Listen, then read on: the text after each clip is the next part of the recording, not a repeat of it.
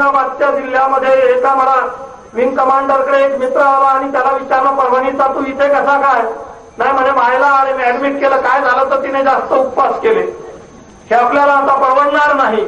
आणि म्हणून अशा पद्धतीने आपण या धार्मिक गुलामगिरीतून बाहेर पडत असताना आपल्या डोक्यामध्ये जो काही एक पिंजरा बसलेला आहे, माझ्या पाठीमागे जे चित्र आपल्याला दिसते आहे, याच्या खाली ज्या ओळी आहेत त्या तुम्हाला दिसत नसतील. डॉक्टर आहा साळुंखे सरांनी अतिशय विचारपूर्वक हे चित्र तयार केलेलं आहे. आमची बहुजन समाजाची स्थिती तुकाराम महाराजांनी सांगितलं तसं झालेली आहे. शुके नळी केशी गोळी रे पाय, विसरोणी जाय पक्षी दोन्ही. आम्हाला पंख आहे, आम्ही उडू शकतो.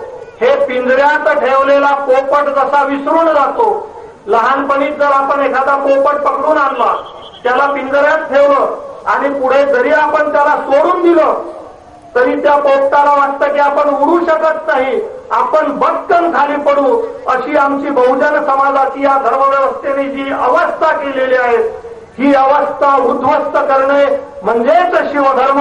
आणि अशा पद्धतीचा पोपट जो आहे, उंच भरारी मारणारा पोपट, हे आपल्या शिवधर्माचं उद्दिष्ट आहे. म्हणून आजपासून तुम्ही आम्ही मुक्त झालेलो आहोत. तुमच्या स्वतःचं बळ विसरलेल्या पोपटाला या ब्राह्मणी धर्माच्या माध्यमातून आपण आता या ब्राह्मणी धर्माच्या या संपूर्ण रचनातून बाहेर काढणार आहोत. शिवधर्म मराठा सेवा संघाबाबत अनेकदा जाणीवपूर्वक काही गैरसमज पसरवल्या जात आहेत. शिवधर्म हा शब्द जसा जुना आहे तसाच मराठा हा शब्दही जुना आहे. बुद्ध काळामध्ये किंवा तत्पूर्वी सुद्धा हा शब्द होता. आज आपण मराठा सेवा संघ हे नाव घेतलं, त्यावेळेस कदाचित वेगळं नाव होतं असेल. बुद्धांनी याला बहुजन हा शब्द वापरलेला आहे. पुढे शाहू महाराजांनी सुद्धा बहुजन हा शब्द वापरलेला आहे. सामान्यपणे जे ब्राह्मण नाहीत तो बहुजन, अशी आपल्याला सर्वांना या बहुजन समाजाची माहिती आहे. बहुजन समाजाच्या चळवळी ह्या सातत्याने विकृत करण्यासाठी, मोडण्यासाठी वेगवेगळे शब्दप्रयोग केले जातात. तुमच्या आमच्यामध्ये जातीचे भेद निर्माण केले जातात, जाती पोटजातीचं निर्माण केलं जातं. हे सर्व आपल्याला सोडून टाकायचं आहे. आणि म्हणून शिवधर्माला अपेक्षित असलेला मराठा हा शब्द बुद्धकालीन सर्व बहुजन समाज म्हणजे मराठा हा अपेक्षित आहे. आणि त्या दृष्टीने आपल्याला पुढे चालायचं आहे. त्यासाठी या लोक चळवळी उभ्या झाल्या पाहिजे. त्यासाठी आपण इथे जमलेलो आहोत. मराठा सेवा संघाने सामाजिक विकासासाठी अनेक प्रयत्न सातत्याने केलेले आहेत. त्यातला तुम्हाला सर्वांना माझी कळकळीची विनंती आहे की धर्म ही सत्ता आहे, याचं पहिल्यांदा तुम्हाला प्रत्येकाला भान येऊ द्या. धर्म म्हणजे केवळ देव देव कुठेतरी पूजा अर्चा नवस एवढ्यापुरतं मर्यादित नाही, तर धर्म ही एक क्रांती आहे.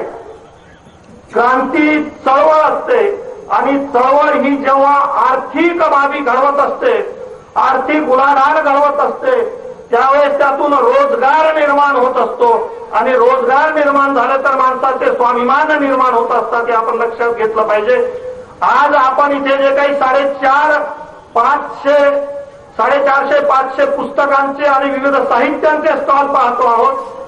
आजची केवळ या साहित्यांची विक्री 2 कोटी रुपयाच्या आसपास आहे. मला सांगताना अतिशय अभिमान होतो. आपण लक्षात घेतलं पाहिजे. या 2 कोटी रुपयातून जे काही वेगळं काम आपल्याला होत आहे, या माध्यमातून आता आपल्याकडे वेगळे वक्ते निर्माण झालेले आहेत, वेगळे कार्यकर्ते निर्माण झालेले आहेत, लेखक लेखिका निर्माण झालेले आहेत, शाहीर निर्माण झालेले आहे, आपलं साहित्य निर्माण झालेलं आहे. हे आपण सर्वांनी लक्षात ठेवलं पाहिजे. जो वर गेला असेल त्यांनी थोडं खाली यायचं आणि जो खाली असेल त्याला वर ओढायचं आणि एका पातळीत यायचं. याला शिवधर्म म्हणतात. हे आपण लक्षात घेतलं पाहिजे. आपल्याला लोक खेकड्याची जात म्हणतात. खेकडा वर जायला लागला की खालचा खाली ओढतो म्हणतात. आता शिवधर्मामध्ये आपल्याला खेकड्याची फक्त मानसिकता बदलायची आहे. वर गेलेल्या खेकड्याने खालच्या खेकड्याला वर ओढायचं आहे. एवढंच शिवधर्मात करायचं. यापेक्षा वेगळं काही नाही. त्या पद्धतीने आपण विचार करावा. अनेक जणांचे प्रश्न आहेत. मग आपण आता शाळेत काय नोंदवायचं वगैरे वगैरे. हा संघर्ष आहे, हा लढा आहे. काळाच्या ओघामध्ये हे सगळे प्रश्न आपले सुटतील हे निश्चितपणे मी आपल्याला सांगतो. परंतु आतापासून आपल्याला आपल्या सर्टिफिकेटवर वेगवेगळ्या ठिकाणी ह्या नोंदणी करायला सुरुवात करावी लागणार आहे आणि त्या पद्धतीने आपण प्रयत्न करतो आहोत. शेवटच्या मिनिटांमध्ये मी आपल्याला एकच म्हणतो की शिवधर्मीयांनी काही आचारसंहितेचं पालन करायचं निश्चित केलेलं आहे, पण त्याचं 100% पालन झालंच पाहिजे. आपसात भेटल्यावर आता यापुढे आपण जय जिजाऊ म्हणावे, शिवधर्म आचारसंहितेनुसार संस्कार व आचरण करावे. सकाळी तुम्ही सामूहिक विवाहात काही असाल तर सुधाकरणी जे काही मंगलाष्टक म्हणतो आपण किंवा शिवपंचक म्हटलेले आहेत ती आपल्याला सर्वांना आवडली असतील. आता आपल्याकडे आपले संस्कार करणारे मुलं मुली झालेले आहेत. तुम्ही तुमचे स्वतःच पाहिजे ते संस्कार करा, फक्त भटजीला बोलू नका. एवढं काहीही केलं तरी चालेल, तुम्ही ते लक्षात घेतलं पाहिजे. आणि सगळ्या पूजा महिलांनी करा, कुठलंही काही करायचं असेल तरी. तुमचा गृहप्रवेश असेल आणि जोपर्यंत तुम्हाला तुमच्या घरातून तुमची महिला साथ देणार नाही, जोपर्यंत या महिला ठरवणार नाही की आपल्याला शिवधर्म स्वीकारायचा, अंधश्रद्धा काढायच्या आहेत, तोपर्यंत आम्ही सगळे डंगर काहीही करू शकणार नाही. आजच्या टेक्निकल सायन्सच्या भाषेत सांगायचं म्हटलं तर आपण माणसं म्हणजे सगळे हार्डवेअर आणि हे सॉफ्टवेअर.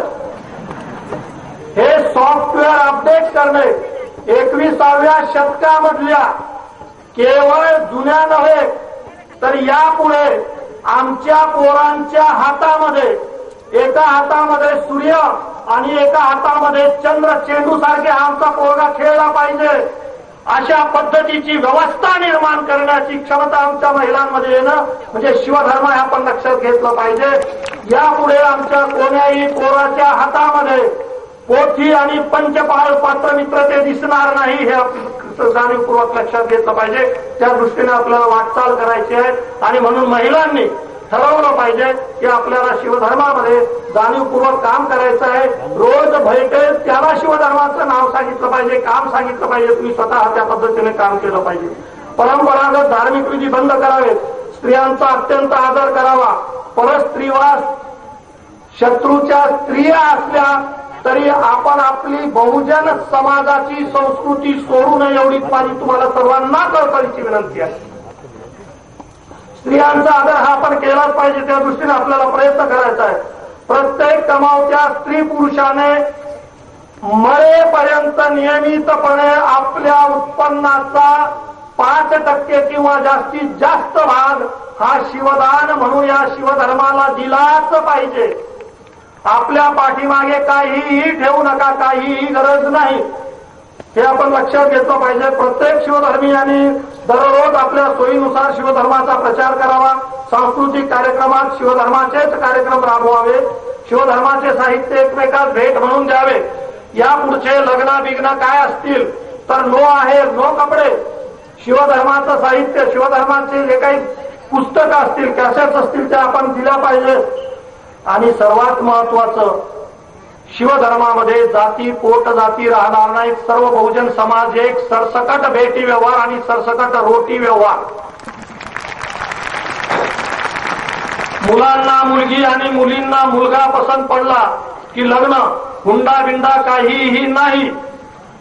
आणि ज्यांची लग्न व्हायची असतील तर शिवधर्मामध्ये विशेष करून ज्याची बायको जास्त शिकलेली असेल त्याला जास्त महत्व दिलं जाईल, हे आपण लक्षात घेतलं पाहिजे. ज्याची बायको जास्त शिकलेली आहे, विज्ञानवादी आहे, वेगळ्या विचाराची आहे, परिवर्तनवादी आहे, त्याचं कल्याण होतं हे तुम्ही लक्षात घेतलं पाहिजे. त्याच्यातला मी एक आहे म्हणून तुम्हाला सांगतो.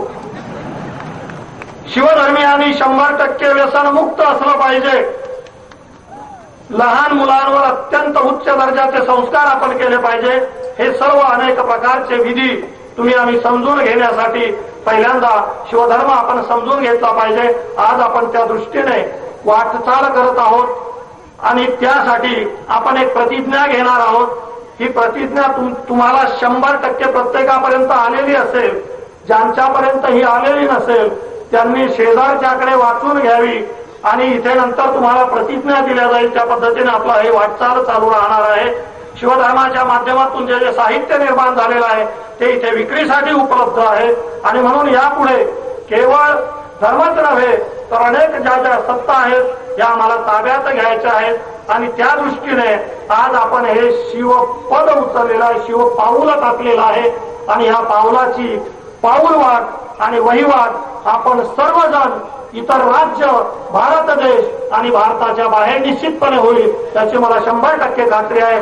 पुनश्च एकदा आपल्या सर्वांचं मनापासून अभिनंदन करतो, आपल्या सर्वांचे आभार मानतो आणि शिवधर्माची जी काही पताका आहे ती आपल्या हातून जगामध्ये जाईल याची 100% खात्री बाळगून इथे थांबतो. जय शिवराय. शिवश्री पुरुषोत्तम खेडेकर यांच्या या मार्गदर्शनानंतर शिवधर्माचे उद्गाते मराठा विश्वभूषण डॉक्टर आहा साळुंखे सर आपणापुढे आपले विचार असेही आहेत की जे आपल्या विचारांना, आपल्या भावनांना शुभेच्छा देण्यासाठी, आपलं अंतःकरण आपल्या बरोबर जोडण्यासाठी म्हणून इथं आलेले आहेत. तेव्हा त्यांना अर्थातच ही प्रतिज्ञा बंधनकारक असणार नाही. ज्या वेळेला प्रतिज्ञा घेण्यासाठी आपण उभे राहू त्यावेळेला प्रतिज्ञा घेण्याचा विचार करून जे आलेले आहेत त्यांनी त्या प्रतिज्ञेचा उच्चार करावा. इतरांनी उभं राहावं. उच्चार त्यांनी करण्याची आवश्यकता नाही. त्यांच्या अंतःकरणातल्या सद्भावना ह्या इतरांच्यासाठी महत्वपूर्ण असतील. त्यामुळे आपण उभं राहिलो तर आपण ही शपथ घेतलीच असं इतर बांधवांनी, बहिणींनी मानण्याचं कारण नाही. हा खुलासा मी एवढ्यासाठी करतोय की कदाचित काही जणांच्या मनात संभ्रम निर्माण होईल की आम्हाला मग इथं कार्यक्रमाला आल्यानंतर आम्ही उभे राहिलो तर आम्हालाही ती प्रतिज्ञा आमच्यावर लादल्यासारखं होईल. तेव्हा लादलेल्या गोष्टी दूर करण्यासाठी आपण धडपड करीत असताना आपण कुठलीही गोष्ट कोणावरही लादणार नाही.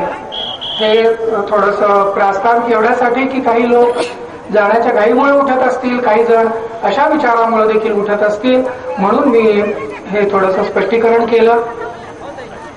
खरं सांगायचं तर माझं लिखित भाषण अगोदरच बऱ्याच माध्यमांनी प्रकाशित केलेलं आहे. त्यामुळे या शिवधर्माच्या संदर्भात आमची काय भूमिका आहे हे बरंचसं स्पष्ट झालेलं आहे.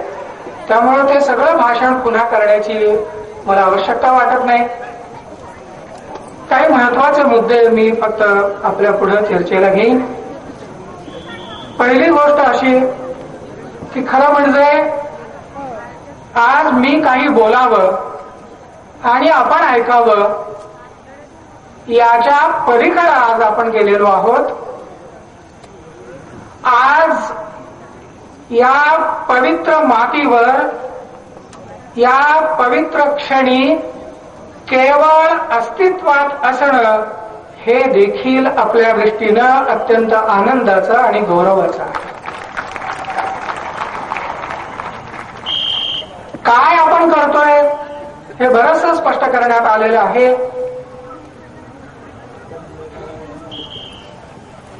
या ठिकाणी जे चित्र आहे त्याचा उल्लेख करण्यात आलेला आहे अगोदरच. माझ्यासारख्या माणसाला, आमच्या मुलांना आपल्या पंखांचं भान आलं आणि ती मुलं आकाशात झेप घेऊ लागली हे पाहण्याखेरीज मोठी कृतार्थता जीवनात असू शकत नाही. आणि म्हणून मी अत्यंत समाधानानं आज आपल्याशी बोलू इच्छितोय. भाषणात जे काही मुद्दे मांडायचे आहेत ते आपण बारकाईनं वाचू शकाल केव्हाही. मी एवढंच आपल्याला सांगेन की जी काही भूमिका मांडलेली आहे ती भूमिका येत्या 3 वर्षांमध्ये अधिकाधिक लोकांच्या जवळ पोहोचवण्याचा आपण आटोकाट प्रयत्न करूया, मनापासून करूया. एक गोष्ट आवर्जून सांगतो की ओठातून काढलेल्या 400 शब्दापेक्षा किंवा 4000 शब्दांपेक्षा आपल्या काळजातून काढलेले 4 शब्द हे लोकांना अधिक विश्वासात घेऊ शकतात. या पद्धतीनं आपण लोकांच्या पर्यंत पोहोचूया. एक गोष्ट आपल्या या सगळ्या धडपडीमध्ये संवाद साधत असताना ध्यानात ठेवूया. काय करायचं?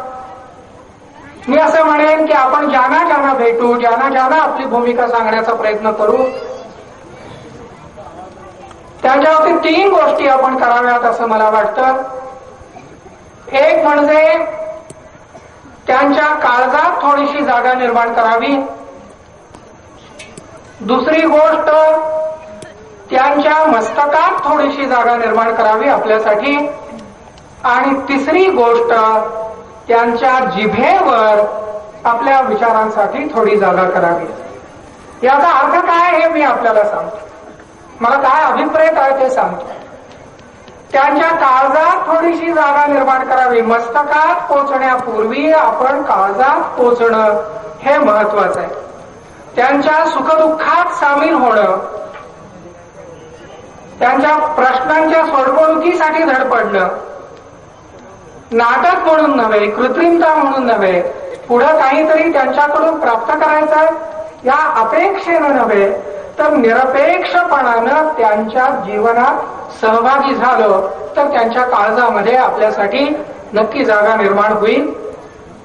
मस्तकामध्ये जागा निर्माण करणं याचा अर्थ असा की आपण जे विचार घेऊन चाललेलो आहोत त्या विचारांचं स्वागत करण्यासाठी त्यांनी आपल्या मस्तकाच्या खिडक्या थोड्याशा उघडल्या तरी देखील आपली पावलं पुढे पडली असं म्हणता येतं. आणि एकदा विचार त्यांच्या डोक्यामध्ये पोचला म्हणजे आपण अशी अपेक्षा करूया की तो विचार त्यांच्या जिभेवर येईल. याचा अर्थ आपण जे विचार त्यांच्यापर्यंत, त्यांच्या हृदयापर्यंत, मस्तकापर्यंत पोचवले ते आपल्या जिभेच्या द्वारे इतर लोकांच्या पर्यंत पोचवतील. या पद्धतीने आपण धडपडत राहिलो तर खूप काही होईल. अनेक गोष्टी आहेत. टीका झाल्या, आक्षेप घेण्यात आले, घेतले जातील. मी माझ्या भाषणामध्ये ज्यांनी निराधार आणि दुष्टाव्याने आक्षेप घेतलेले आहेत त्यांच्याविषयी देखील कृतज्ञता व्यक्त केलेली आहे. याचं कारण असं की साधी गोष्ट आहे की संघर्षाशिवाय गती होत नसते. मग प्रगती तरी कुठून होणार? रस्त्याने आपण चाललो आणि भुसभुशीत जमीन लागली तर पाय खाली जातो. आपल्याला माहित आहे आपल्याला चालता येतं ते एवढ्यासाठी की जिथं पाऊल टाकतो आपण तिथली माती आपल्या पायांचा उलट्या दिशेनं प्रतिकार करत असते. आणि म्हणून कोणी विरोध केला, आक्षेप घेतले, शांत चित्तानं त्यांच्या आक्षेपांना उत्तर द्या. प्रश्न, कारण शिवधर्मामध्ये आपण चिकित्सा करण्याचं जर स्वातंत्र्य मानतोय तर आपण ज्यांच्या पुढे विचार ठेवतोय ते प्रश्न विचारणार, शंका विचारणार, आक्षेप घेणार. अनेकांच्या शंका प्रामाणिक असतात, काही जणांच्या वेडावाकड्या असतात. ठीक आहे, ज्यांनी प्रामाणिकपणाने शंका विचारल्या, जाणून घेण्याचा प्रयत्न केला त्या सर्वांचे आम्ही आभार मानू शकलो नाही व्यक्तिगतरित्या. पण मी एवढंच सांगतो की ते सगळे आमच्या अंतःकरणाचा भाग झालेले आहेत, आमच्याशी जोडले गेलेले आहेत. त्यांनी आक्षेप घेतले याचा कोणताही राग आमच्या मनात नाही. थोडस हे प्रास्ताविक केल्यानंतर धर्माच्या संदर्भात काही गोष्टी मी आपल्या पुढे ठेवू इच्छितोय. मी असं म्हटलंय की धर्म ही अत्यंत अत्यंत आणि अगदी अत्यंत गंभीर बाब आहे. हे शब्दप्रयोग ज्या वेळेला मी केलेले आहेत त्यावेळेला मला शब्दांचा खेळ खेळायचा होता असं अजिबात नाही. हे अत्यंत अत्यंत आणि अगदी अत्यंत असं हे पुन्हा ते विशेषण मी एवढ्यासाठी लावलेले आहे की आपण ध्यानात घ्या की आपण जे पाऊल उचलतोय ते अत्यंत महत्वाचं आहे, अत्यंत विचारपूर्वक, अत्यंत विवेकपूर्वक त्यातले छोटे छोटे छोटे बारकावे सगळे ध्यानात घेऊन आपल्याला पुढे जावं लागेल. भावनेच्या भरात आपण कोणतेही निर्णय घेणार नाही. आणि म्हणून एक गोष्ट अगदी स्पष्ट केलेली आहे की आजचा दिवस जो आहे तो शिवधर्म प्रकटनाचा आहे, शिवधर्म स्थापनेचा नव्हे. स्थापना असा शब्द काही वेळा अनौपचारिकरित्या वापरला जातो. तेव्हा आपण कोणताही नवीन धर्म स्थापन करत नाही. खरं तर आपण म्हणाल की आज तुम्ही हे म्हणताय, 3 वर्षापूर्वी असं म्हटलंय का? माझं तुळजापूरच्या पहिल्या शिवधर्म परिषदेतलं लिखित स्वरूपातलं भाषण आपण वाचलं किंवा अकोल्याचं भाषण वाचलं तरी त्यामध्येही मी स्पष्टपणानं म्हटले की भाषेच्या काही मर्यादा असतात आणि त्यामुळे शब्दप्रयोग इकडं तिकडं होतात. हे त्यावेळेला म्हटलेलं आहे मी तुळजापूरच्या भाषणामध्ये. भाषेच्या मर्यादेमुळं आपण अनेकदा म्हणतो की आम्ही नवा धर्म निर्माण करतोय, पण वस्तुस्थिती अशी आहे की आम्ही कोणताही नवीन धर्म निर्माण करीत नाही. मग काय करतोय? धर्म नवीन निर्माण करत नाही किंवा हे प्रकटन म्हणजे धर्मांतर देखील नव्हे, हेही मी स्पष्टपणानं माझ्या आत्ताच्या भाषणामध्ये सांगितलेलं आहे. मग प्रश्न असा पडू शकतो की हे नव्या धर्माचे स्थापनेचंही कृत्य नाही आहे, धर्मांतरही नाही आहे, मग तुम्ही काय करताय? म्हणजे तुम्ही काही करतच नाही आहे असंही नाही, हे आपण ध्यानात घेऊया. आम्ही काहीच करत नाही, स्थापना नव्या धर्माची करत नाही किंवा धर्मांतर करत नाही. मग आम्ही काय करतोय? तर या देशात बहुजन समाजाचा एक अत्यंत समृद्ध असा वारसा 3-4 हजार वर्ष इथं चालत आलेला आहे. बळीराजासारखा एक अत्यंत महान अशा प्रकारचा पुरुष या देशाच्या बहुजन समाजामध्ये होऊन गेला. आम्ही असं म्हणतोय की तो शिवात्मक असा त्या एखाद्या पहाडाप्रमाणे अविचल उभा असलेला असा जो बळीराजा आहे तो आमच्या पाठीशी उभा आहे. आणि त्यानंतर असंख्य लोकांनी हा वारसा समृद्ध करण्याचा प्रयत्न केलेला आहे. त्या सगळ्यांची नावं मी घेणार नाही, वेळोवेळी अनेक गोष्टी सांगितलेल्या आहेत. ज्यांचा ज्यांचा वारसा आम्ही घेतो त्या सगळ्यांचं नाव आज इथं उच्चारण्याची गरज नाही. त्याच पद्धतीने जे काही आम्ही नाकारतोय त्याचाही आज उच्चार करत नाही. माझी या क्षणीची भावना अशी आहे की हा आपल्या धार्मिक स्वातंत्र्याची उद्घोषणा करण्याचा क्षण असेल तर त्या क्षणी आपल्याला ज्या गोष्टींनी बांधून टाकलेलं होतं, ज्या अनिष्ट होत्या, ज्या आपण नाकारतोय, ज्या आपल्या हृदयापासून दूर ढकलण्याचा प्रयत्न करतोय, मस्तकापासून दूर ढकलण्याचा प्रयत्न करतोय, त्यांचा उच्चार तरी कशाला करायचा म्हणून मी आपण काय नाकारतोय त्याचा उल्लेख माझ्या या भाषणामध्ये कुठेही केलेला नाही. परंतु आपण हे सगळं समजू शकतो असं मला वाटतं.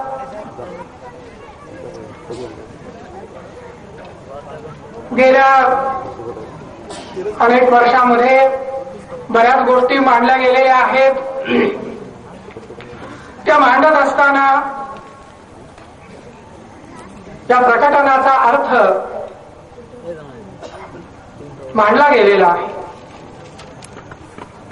हा जो वारसा आहे त्याला एक उदाहरण दिलं तर स्पष्ट होईल की आपल्या चेहऱ्यावर एखादा मुखवटा घातलेला असला दुसऱ्या कोणाचा तरी, कित्येकदा आपल्याला गुलाम बनवणाराचा, आणि तो मुखवटा घालून आपण जर आरशात पाहिलं तर आपल्याला असं वाटतं की आरशात जे काही दिसतंय तेच माझं रूप आहे. खरं म्हणजे तो आपला चेहरा नसतो. तो मुखवटा जोपर्यंत आपण बाजूला करत नाही तो दुसऱ्याचा चेहरा आपल्या चेहऱ्यावर दाखवणारा असा जो मुखवटा आहे तो जोपर्यंत आपण दूर करत नाही तोपर्यंत आपला खरा चेहरा स्पष्ट होत नाही. आणि म्हणून या प्रकटनाचा अर्थ असा आहे की आम्ही कोण आहोत, आमचं स्वत्व काय आहे, आम्ही कोणता वारसा नेमका घ्यायचा आहे याचा शोध घेतला जातोय आणि त्या दिशेनं आपण वाटचाल करतोय. आपलं स्वतःचं स्वरूप जाणण्याचा असा हा प्रकटनाचा अर्थ आहे. मी पूर्वीच्या शिवधर्म परिषदेतील एका लिखित स्वरूपात आलेल्या व्याख्यानामध्ये एकदा म्हटलेलं आहे, आमचा हा जो सगळा वारसा आहे हा वारसा सोडून आम्ही उपरे होण्याचा प्रश्नच निर्माण होत नाही. या बाबतीत आमची काय भूमिका आहे की जमीन नांगरली शेतकऱ्यानं, पेरणी केली, तण काढलं, पाणी दिलं, पाखरं राखली, मळणी केली आणि खळ्यावर धान्याची रास निर्माण झाली आणि ती रास निर्माण झाल्यानंतर ती रास दुसऱ्या कोणाच्या तरी ताब्यात द्यायची आणि आपण कंगाल व्हायचं. अशा प्रकारचा करंटेपणा आपण करणार नाही आहोत. आमचा जो वारसा आहे बळीराजापासून मग असंख्य लोक असतील, मी आता नावं सगळ्यांची घेणार नाही म्हटलं, हा सगळा वारसा आम्ही घेणार आहोत.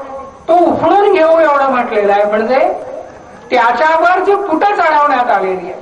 आमच्या अनेक महापुरुषांचे चेहरे बदलण्यात आलेले आहेत, त्यांच्या जिभेवर वेगळीच वाक्य, त्यांच्या चरित्राच्या विरोधात जाणारी वाक्य घालण्यात आलेली आहेत. हे सगळं तपासून घेऊ, याला थोडा वेळ लागेल. आम्ही 3 वर्षांचा अवधी का घेतोय तेही स्पष्ट होईल. की हे सगळं करणं हे खरं पिढ्यापिढ्यांचं काम आहे. म्हणजे शिवधर्माची मांडणी ही आपण आता इथं जेवढे लोक जमलेले आहोत एवढ्या लोकांच्या पुरती मर्यादित नाही आहे.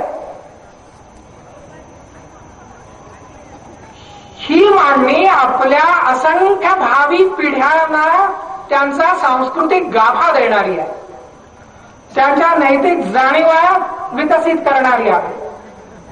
अशी मांडणी आपल्याला करायची असल्यामुळे थोडा वेळ लागेल. म्हणून मी म्हटलेलं आहे की भूक कडाडून लागली तरी अन्न शिजेपर्यंत कळ काढली पाहिजे. अर्ध्या कच्चं खाल्लं तर पोट बिघडण्याचा धोका असतो. लवकर शिजावा म्हणून जास्त जाळ लावला तर ते करपण्याचा धोका असतो. आणि म्हणून अन्न नीट शिजेपर्यंत थांबणं आणि मग चांगलं शिजलेलं अन्न पोट भरून जेवणं याला अर्थ असतो.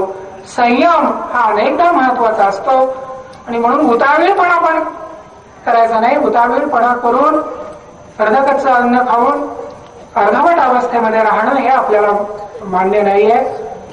मी हे काही विरोधी बोलत नाही, नकारात्मक बोलत नाही, आपण ध्यानात घ्या. म्हणजे निर्धार काही ढळलेला आहे, धार्मिक स्वातंत्र्याचा निर्धार ढळलेला आहे असं अजिबात माझ्या म्हणण्याचा रोग नाही आहे.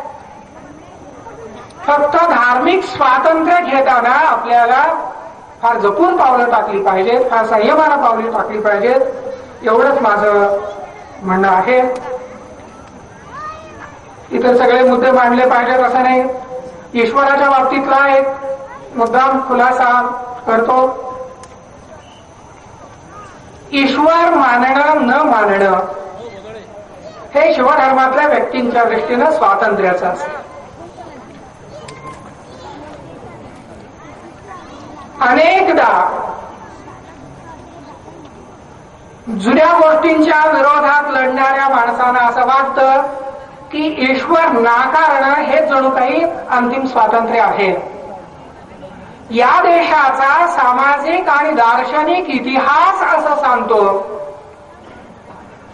की ईश्वर मानायचा की मानायचा नाही हा या देशातला अग्रक्रमाचा संघर्ष कधीही नव्हता. तुम्ही शोषणाच्या बाजूने उभे राहता की शोषणाच्या विरोधात उभे राहता हाच या देशातला 3-4 हजार वर्षांचा संघर्षाचा अग्रक्रम आहे, हे आपण ध्यानात घेऊया. आणि म्हणून एखाद्याने श्रद्धेनं ईश्वराचं अस्तित्व मानलं, माझ्या मनाला आधार देणारी गोष्ट आहे म्हणून, आणि विशेषतः तुकारामांनी जे म्हटले, जे का रंजले गांजले त्यासी म्हणे जो आपुले, तोची साधू ओळखावा देवतेची जाणावा, अशा काहीतरी विधायक स्वरूपात एखाद्याने ईश्वराचं अस्तित्व मानलं तर तो माणूस मागासलेला किंवा प्रतिगामी किंवा शोषकच आहे अशी अजिबात भावना घेण्याचं कारण नाही. परंतु एखादा मनुष्य असं म्हणत असेल की माझा विवेक मला पुरेसा आहे, माझ्या नैतिक जाणीवा मला पुरेशा आहेत, माझी विज्ञान निष्ठा, कारण कार्याची चिकित्सा करण्याचं मला प्राप्त झालेलं ज्ञान, याच्या आधारानं मी जगू शकतो, असं जर एखादा मनुष्य म्हणत असेल आणि मग त्याला ईश्वराची आवश्यकता वाटत नसेल, तर ईश्वराला मानणाऱ्या लोकांनी अशा ईश्वराला नाकारणाऱ्या माणसाला अनैतिक म्हणण्याचं कारण नाही, अशी शिवधर्माची भूमिका असणार आहे असं मला वाटतं. जातीच्या बाबतीमध्ये मी काहीच विस्ताराने लिहिलेलं आहे. अनेक जण मी त्यात स्पष्टपणाने आणि म्हटलेलं आहे की मी जी भूमिका इथं मांडलेली आहे त्यावर कदाचित टीकांचं काहूर उठेल. मी अशी भूमिका इथं मांडलेली आहे की जाती व्यवस्था ज्या काळात निर्माण झाली त्याच काळात ती मोडण्याचे प्रयत्न देखील सुरू झाले. तेव्हा जाती बळकट करण्याचा जसा एक जुना इतिहास आहे तसा जाती मोडण्याचा प्रयत्न जो झाला त्याचाही एक मोठा इतिहास आहे. पण आपण मला वाटतं एक गोष्ट ध्यानात घेऊया की फार मोठमोठ्या व्यक्तींनी जाती मोडण्याचा प्रयत्न केला.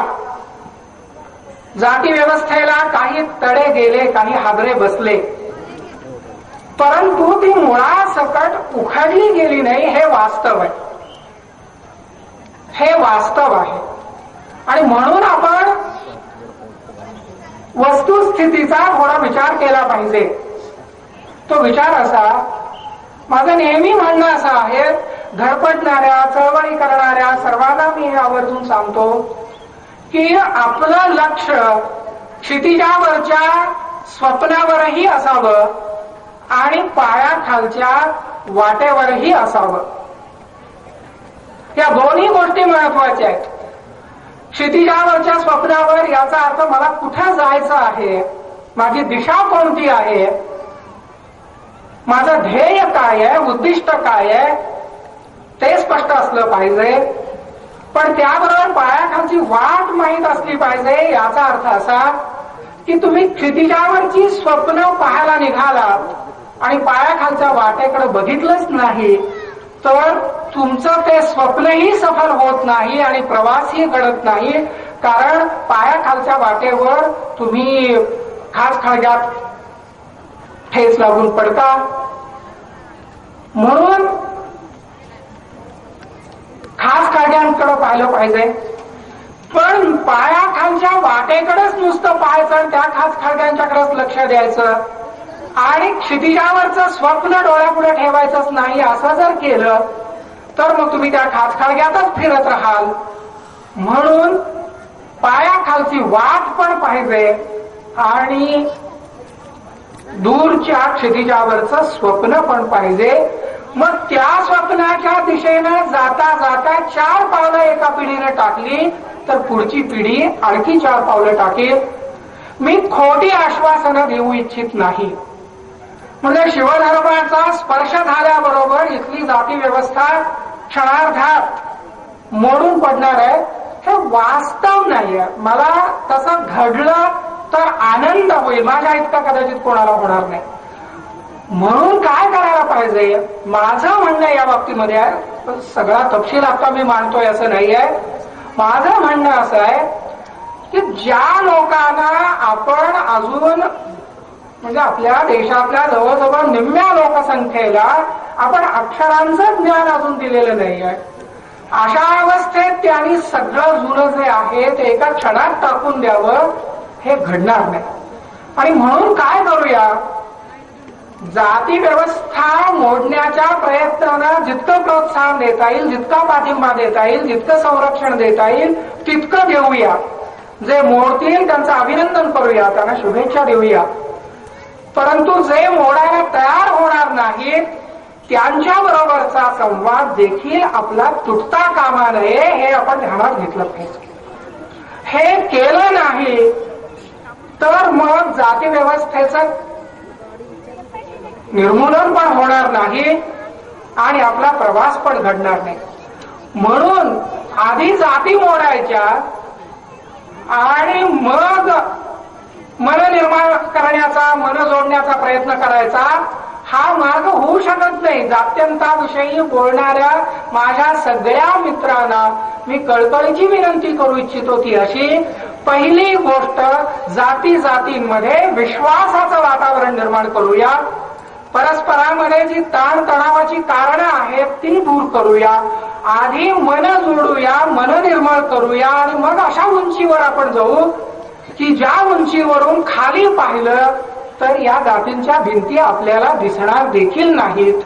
मन आधी जागी करणं. जाती व्यवस्था ही कशी वाईट आहे, अन्याय करणारी आहे हे लोकांना पटवून न देता केवळ जात्यंताची स्वप्न दाखवणं हे आपल्याला वास्तवापासून दूर घेऊन जाईल असं मला प्रामाणिकपणानं वाटतं. सगळाच विचार काही इथं आता मी मांडलेला आहे, याच्यातला भाग नाही. या मुद्द्यावर चर्चा करत राहू. मतभेद असू शकतात, वेगळ्या भूमिका असू शकतात. एक मी आपल्याला सांगतो की आम्ही इथं काय म्हटलंय की ग्रंथ प्रामाण्य नाही, व्यक्ती प्रामाण्य नाही, विवेक प्रामाण्य. याचा अर्थ कुठलं तरी एक पुस्तक त्यात पवित्र ज्ञान आहे आणि ते अंतिम आहे असं होणार नाही. एका व्यक्तीला सगळं समजलंय, की मी माझंच उदाहरण घेतो, आवाज आरोग्य माणूस आहे म्हणजे त्याला सगळं समजलेलं आहे असं असू शकत नाही. मला आता समोरचं दिसतंय पण माझ्या पाठीमागं काय आहे ते मला दिसू शकत नाही. त्या दिशेने पाहणारा जो माणूस असेल त्याला ते दिसत असतं. मग त्या बाजूला काय दिसतंय त्याचा आणि माझ्या बाजूला काय दिसतंय याचा मेळ घातला तर दोन्ही बाजूचं ज्ञान होतं. आता आपण पृथ्वीच्या ज्या बाजूला आहोत त्या बाजूला आपल्याला जे दिसतंय, विरुद्ध बाजूला तिथल्या लोकांना आकाशात काहीतरी वेगळं दिसतंय.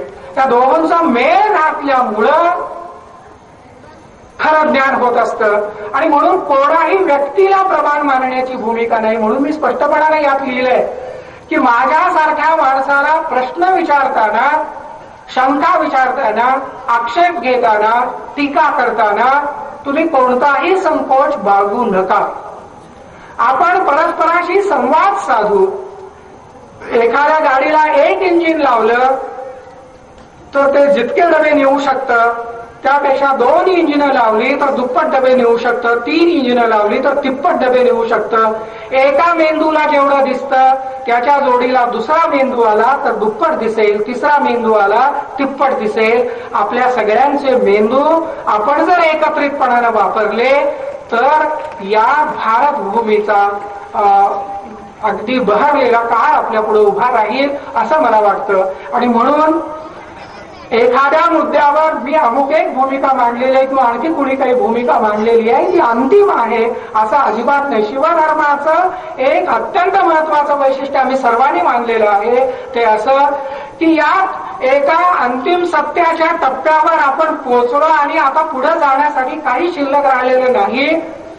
आता जणू काही सगळं थांबले, सगळं ज्ञान झालेले अशी अवस्था कधीही येणार नाही. हा लवचिक धर्म असेल, गतिशील असेल, जिवंत असेल, वाहता असेल. नवे नवे प्रश्न, नव्या नव्या समस्या, नव्या अडचणी, नवे गुंते त्या त्या पिढीनं सोडवले पाहिजेत. आणि त्यामुळं आधी जे आमच्यासारख्याने मांडलेलं असेल ते उद्या काळाच्या कसोटीवर जर चुकीचं ठरतंय असं वाटलं तर ते चुकीचं आहे असं म्हणून ते टाकून देण्याची आमच्या नव्या मुलांची तयारी असली पाहिजे. पिकलेल्या पानापेक्षा कोवळ्या पालवीला जपणं हे आम्ही अधिक महत्वाचं मानतो. आणि त्यामुळं आमची नवी मुलं त्यांना जे दिसेल ते अधिक सत्याच्या जवळ गेलेलं असेल असं आम्ही मानतोय. आणि म्हणून ही इतकी चिकित्सेच्या बाबतीत आम्ही स्वच्छ भूमिका घेतलेली आहे. एक मुद्दा मी आग्रहानं मांडलेला आहे आणि तो मी आज इथं पुन्हा आग्रहानं मांडतो. आमच्या सगळ्या कार्यकर्त्यांच्यासाठी पण आहे. बहुजन समाजातल्या वेगवेगळ्या चळवळींमध्ये काम करणाऱ्या सगळ्यांना उद्देशून, सगळ्या तरुण पिढीतल्या विशेषतः मुलांना उद्देशून मी हे आवर्जून सांगतोय. ते म्हणजे आपल्या वाणीचं, भाषेचं, जिभेचं महत्व ओळखणं हे फार फार फार फार फार महत्वाचं आहे. हे मी उगीच शब्द असं मांडत नाही आहे. मी अगदी तळमळीनं सांगतो. ठीक आहे की पिढ्यानपिढ्या आम्हाला भाषेचे संस्कार मिळाले नाहीत. आमच्या खेड्यापाड्यामधली भावंड एकमेकांच्याशी बोलायला लागली तरी ती भांडल्यासारखीच बोलतात, एकमेकांना कसल्याही शिव्या देतात. आणि त्यामुळं अगदी संस्कृत प्रचूर आणि व्यवस्थित व्याकरण शुद्ध आणि अशी सगळी भाषा आमच्या मुलांना ताबडतोब आली पाहिजे अशा प्रकारचा आग्रह नाही. पण काही पथ्य पाळणं हे पण महत्वाचं आहे की आम्ही रांगड्या वातावरणातून आलो, आम्हाला संस्कार मिळाले नाहीत, हे वास्तव आहे, हे खरं आहे. पण तरी देखील आपण 21व्या शतकात विज्ञानाची सगळी साधनं जर आत्मसात करणार आहोत तर मी आपल्याला एक गोष्ट पुन्हा आपल्याला माहीत असलेली पुन्हा सांगू इच्छितो. ती अशी की इतर प्राण्यांच्या पेक्षा माणसाचं जे वेगळेपण आहे ते 3 गोष्टीत आहे. महत्वाच्या 3 गोष्टी. एक, त्याचा मेंदू इतरांच्या पेक्षा वेगळ्या पद्धतीने विचार करतो. दुसरं, प्राण्यांना नसलेले हात त्याला लाभलेले आहेत. बैलाच्या पुढच्या 2 पायांचे हात झालेले असते आणि माणसाच्या पुढच्या 2 पायांचे हात झालेले नसते. तर आज आपण बैलांच्या शेतावर त्यांनी नाकाला घातलेली वेसण धारण करून त्यांची नांगरट करत असतो आणि इथं बैलांची सभा भरलेली असती. आता हे माणसांच्या बाबतीत देखील आहे. बैल आणि माणूस इतकी दूरची तुलना केली पाहिजे असं नाही. तेव्हा माणसाला हात लाभलेले आहेत निर्मितीसाठी, मेंदू मिळालेला आहे. आणि तिसरी गोष्ट प्राण्याला जी मिळालेली नाही ती वाणी, भाषा. सूक्ष्माती सूक्ष्म विचार करणारी, बारकावे पापुद्रे सोलून काढून विज्ञानाची भाषा तर केवढी प्रगत झालेली आहे. या भाषेचं महत्व चळवळीत या मुलांनी ओळखलं नाही तर चळवळी केवळ भाषेच्या कारणाने भरकटत जातील आणि फसतील. हे मी आवर्जून सांगू इच्छितो, माझ्या अंतःकरणापासून सांगू इच्छितो. आपल्याला त्या भाषेचं सामर्थ्य ओळखावं लागेल. मला हे समजतं की मी एक उदाहरण देतो. मी बोलणाऱ्या मुलांना असं म्हणत नाही की पूर्ण चांगलं बोलता आल्याशिवाय त्यांनी बोलायचंच नाही. असं केलं तर आम्हाला आत्मविष्कारच करता येणार नाही. बोलायचं, धडपडायचं, चुका होती. गाडी गॅरेजला लावणाऱ्याच्या गाडीचा कधी अपघात होत नाही. जो गाडी रस्त्यावर आणतो त्याचाच अपघात होऊ शकतो, पण प्रवास देखील त्याचाच होतो. जो गाडी गॅरेजला लावतो अपघातही होत नाही आणि प्रवासही होत नाही. तेव्हा आमच्या मुलांनी आत्माविष्कारच करायचा नाही असं अजिबात नाही. पण आत्माविष्कार करताना शिकत जाणं, बदलत जाणं, भाषेचं सामर्थ्य प्राप्त करत जाणं. विचार लोकांच्या कशासाठी विचार आहेत, विचार कशासाठी आहेत, त्यांच्या मनापर्यंत पोहोचले पाहिजेत. पण मनापर्यंत पोहोचण्यासाठी ते कानावर आदळूनच माघारी येत असतील तर मग मनापर्यंत कसे पोहोचणार.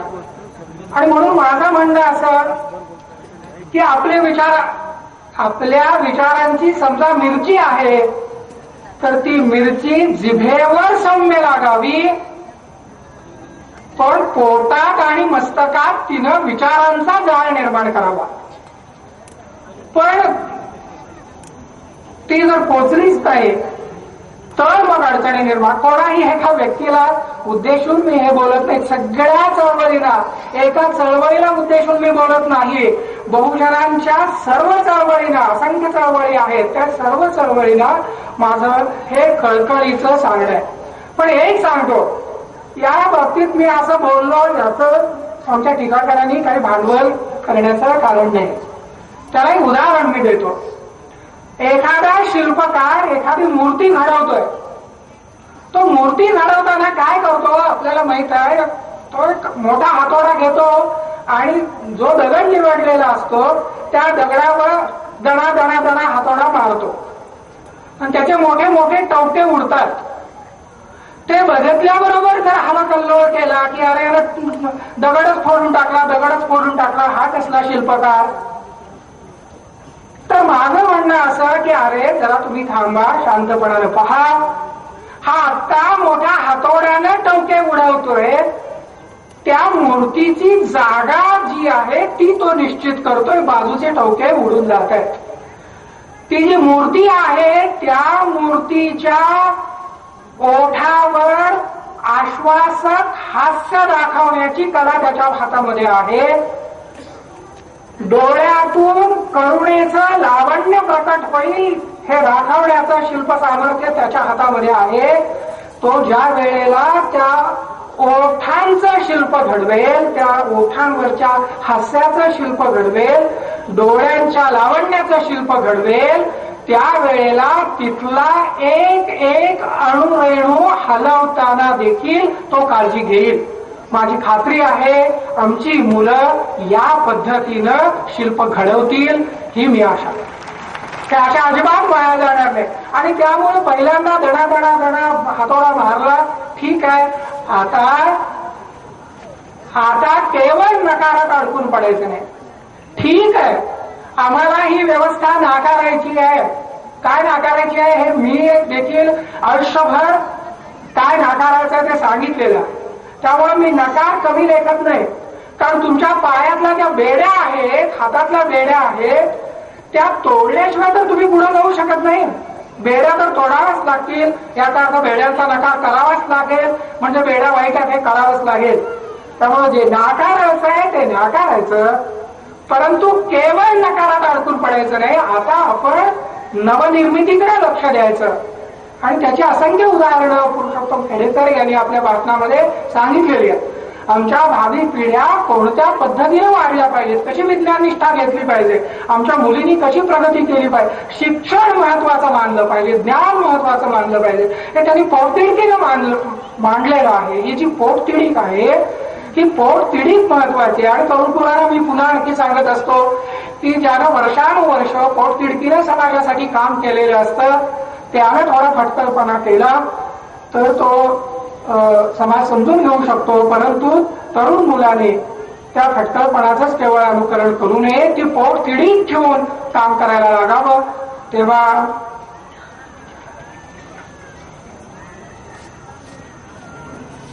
एक गोष्ट अशी आहे की भाषेमधून मांडणी करताना आता खरोखरच इथून पुढं आपण खूप काळजी घ्यावी. सगळ्या कार्यकर्त्यांना माझी अंतःकरणापासूनची विनंती आहे.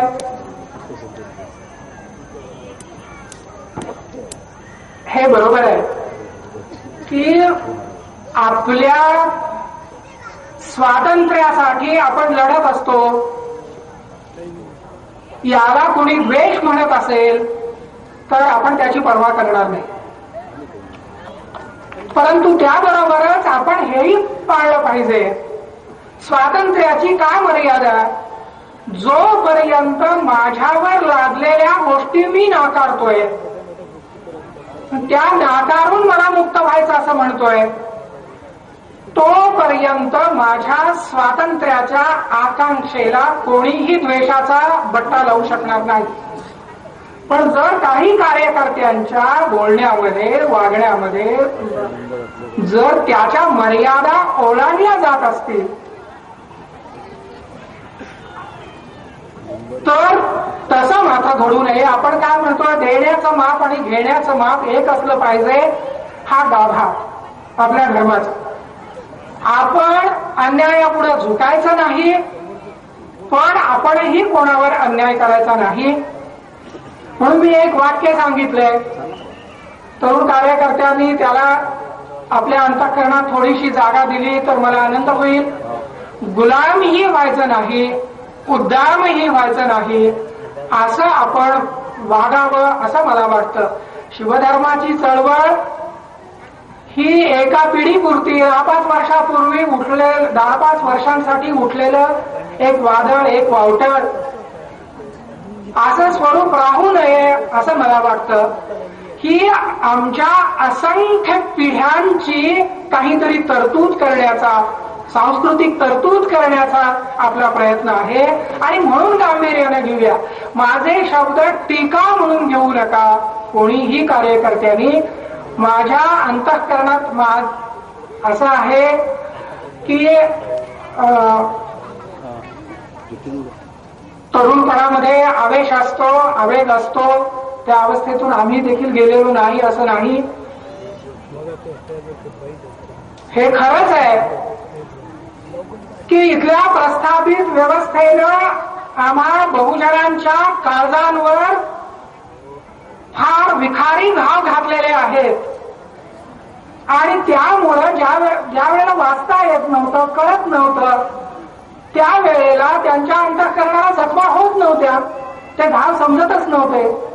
त्या घावांनाच ते धर्म समजत होते, त्या घावांनाच ते नीती समजत होते.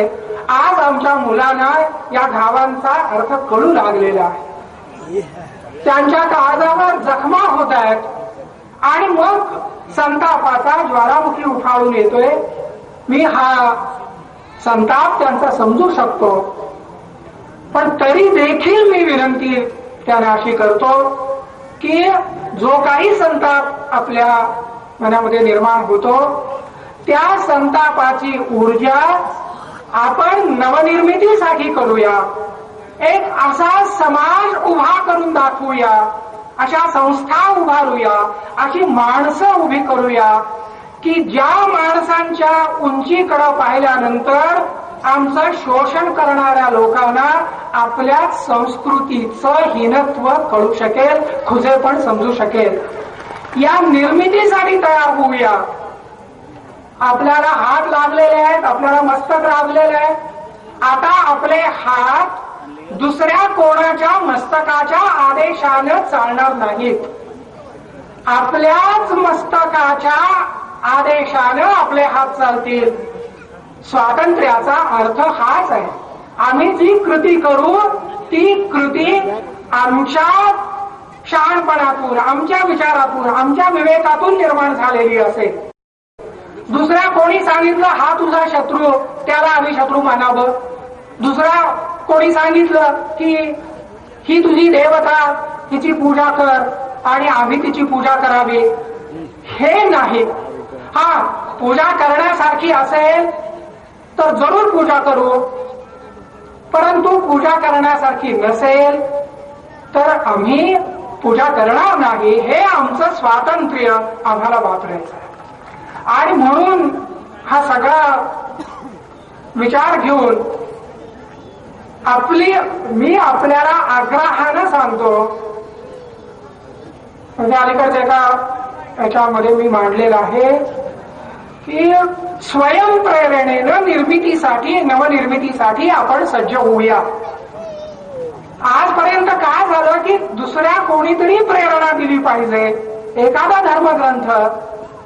धर्मग्रंथ लिहिणारा असा कोणीतरी प्रेरणा देईल आणि मग मी हालचाल करेन, असं अनेकदा घडलं. आता स्वयंप्रेरणेने करूया. 3 प्रकारची माणसं असतात. समजा एका माणसाच्या अंगणामध्ये खड्डा आहे, तर तो माणूस तो खड्डा बुजवण्याच्या ऐवजी खड्ड्याला फेरा मारून आपल्या घरामध्ये प्रवेश करतो. वर्षानुवर्ष असं करत राहतो. खड्डा बुजवला तर जवळून जाता येईल, वेळ वाचेल, श्रम वाचेल, एवढी प्रेरणा त्याच्या मनात निर्माण होत नाही. दुसरा आहे तो खड्डा बुजवतो आणि आपल्या घरात प्रवेश करतो, त्याचा वेळ वाचतो, त्याचे श्रम वाचतात, त्याच्या ठिकाणी काही प्रेरणा निर्माण झालेली आहे. आणि तिसरा माणूस आहे तो खड्डा बुजवतो आणि तिथं एक छानसं झाड लावतो की ज्याला सुगंधी फुलं येतील आणि रसाळ फळं येतील. हे घडणं अपेक्षित आहे. जर खड्डा आहे तो तसाच असू दे, हे जडत्व आपण 3000 वर्ष पाळलं, खड्डे बुजवूया. पण नुसते खड्डे बुजवायचे नाही तर त्या ठिकाणी नवी झाडं लावायची, निर्मिती करायची, हे पण आपण करूया. या मार्गाने आपण जाऊया असं मला वाटतं. राज्यघटनेचं जे काही तत्व आहे ते सगळं आपल्याला बंधनकारक आहे. त्याविषयी अधिक खूप सांगण्यात आलेलं आहे, त्यामुळे तो मुद्दा मी इथं मांडत नाही. एक आग्रहानं मांडलेला मुद्दा आहे तो असा की जिजाऊंचं दैवतीकरण करू नका. जिजाऊंची पूजा आणि आरती आणि शब्द काही काळ कसे येतील, एक संक्रमणाची जेव्हा अवस्था असते त्यावेळेला आधीच्या गोष्टींच्या काही सावल्या आपल्यावर पडलेल्या असतात. एकदम त्यातून आपण बाहेर पडत नाही, हे घडेल. पण एक जाणीवपूर्वक ध्यानात ठेवूया की जिजाऊ एक मानवी व्यक्ती, प्रेरणा देणारी, स्फूर्ती देणारी म्हणून आपण पाहतोय आणि त्या भावनेनंच आपण जिजाऊंच्याकडे पाहूया. त्यांचं देवतेमध्ये रूपांतर झालं तर ती प्रेरक शक्ती नाहीशी झाल्यासारखं होईल. अनेक वेळा अनेक पद्धतीने काही गोष्टी मांडल्या गेल्या, भावनेच्या भरात मांडल्या गेल्या. पण एक गोष्ट निसंदिग्धपणे स्पष्ट करतो की आपण स्वातंत्र्यावर कोणाच्याही अतिक्रमण करायचं नाही असं ठरवल्यानंतर कुंकू लावणं, बांगड्या वापरणं, मंगळसूत्र घालणं ह्या गोष्टी शिवधर्मामध्ये वर्ज्य मानायच्या असं अजिबात नाही. त्या ज्यांना वापरण्याची इच्छा असेल त्यांना वापरता येतील. पण अशा काही मोजक्या व्यक्ती असू शकतील की माझ्या नवऱ्यावरचं प्रेम व्यक्त करण्यासाठी मला या गोष्टींची आवश्यकता वाटत नाही. या गोष्टी म्हणजे बहिरंग आहे, हे अंतरंग नव्हे, यावरून प्रेम सिद्ध होत नाही असं ज्यांना वाटत असेल आणि त्यांना वापरायचे नसतील तर त्यांना त्याचं स्वातंत्र्य राहील. कोणी याच्यावर असं म्हणू शकेल की मग हा सगळा भोंगळपणा आहे, त्याची पर्वा करण्याचं कारण नाही. व्यक्तीचं स्वातंत्र्य आणि सांस्कृतिक वारसा हा सगळा ध्यानात घेऊन आपल्याला विचार करायचा आहे असं मला वाटतं.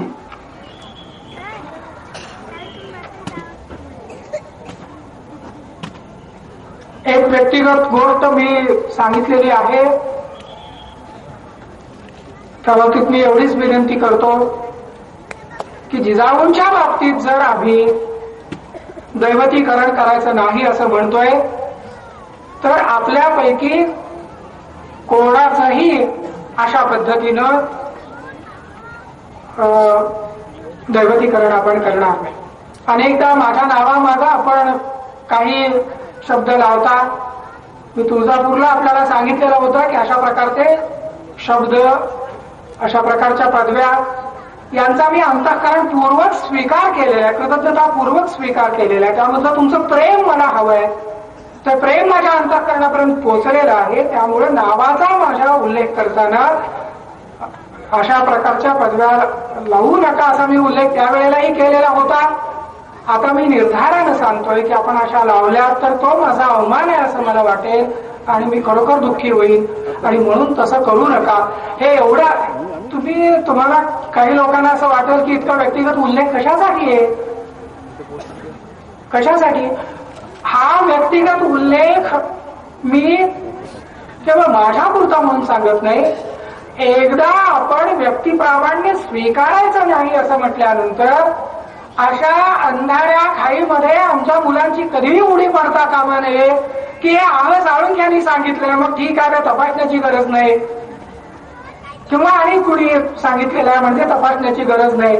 अशी वृत्ती तयार झाली की ती विचारसरणी संपते, क्षीण होत जाते, बुद्धीचा तजेला जातो, बुद्धीची धार जाते.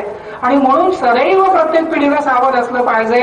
आळ साळुंखे असू दे, आणखी कुणी असू दे, कोणाचंही मत घ्यायचं असलं तर ते मी तपासून घेईन, चिकित्सा करून घेईन, कोणालाही देवता मानणार नाही, कोणालाही सगळं आकलन झालेलं आहे असं मानणार नाही.